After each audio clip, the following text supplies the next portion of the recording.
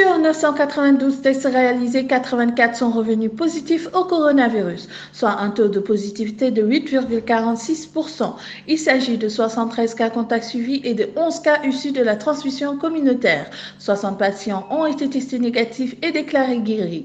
6 cas graves sont pris en charge dans les services de réanimation à Fann 1 et à l'hôpital principal 4. À ce jour, le Sénégal compte 2189 cas positifs, dont 842 guéris, 23 décès, 1 évacué et 1323 encore sous traitement. Rappelons que le Sénégal a enregistré ce jeudi 14 mai son 23e décès lié au Covid-19. Selon le ministre de la Santé, il s'agit d'un homme de 74 ans qui habitait les Parcelles Assainies, Dakar. En Conseil des ministres, hier, le président de la République a tapé du poing sur la table après que la compagnie Air France a annoncé la reprise de ses vols à Dakar le 6 juin 2020.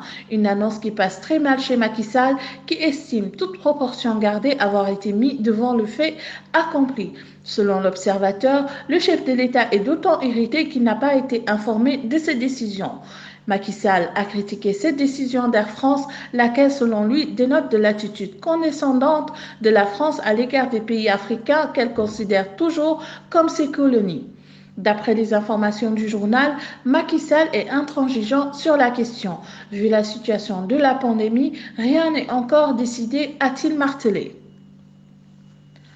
Alors que de plus en plus de pays tendent vers le déconfinement, l'OMS appelle à la prudence concernant l'assouplissement des mesures de restriction prises pour lutter contre le Covid-19. Tant qu'il n'y aura pas de vaccin, le train de mesures complet est notre outil le plus efficace pour lutter contre le virus, a déclaré le Dr Tedros Adhanom, le directeur général de l'OMS, lors d'une conférence de presse virtuelle lundi à Genève. Sanofi réservera-t-il aux États-Unis la primeur d'un éventuel vaccin contre le Covid-19 évoqué par le groupe qui renvoie l'Europe à ses responsabilités? L'idée provoque l'indignation du monde politique français, jusqu'au gouvernement qui la juge inacceptable.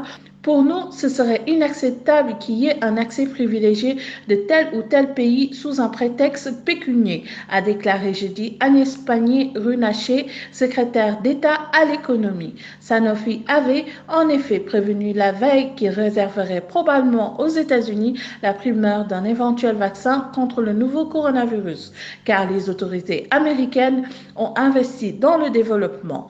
Les États-Unis pourraient bénéficier d'une avance de plusieurs jours ou semaines, selon le directeur général de Sanofi, Paul Hudson, qui s'exprimerait dans un entretien à l'agence Bloomberg. Ces déclarations ont suscité une série de réactions indignées dans le monde politique français, de l'opposition de gauche à celle de l'extrême droite. La rédaction de DakarMidi.net vous souhaite une bonne fin de soirée et vive le Sénégal.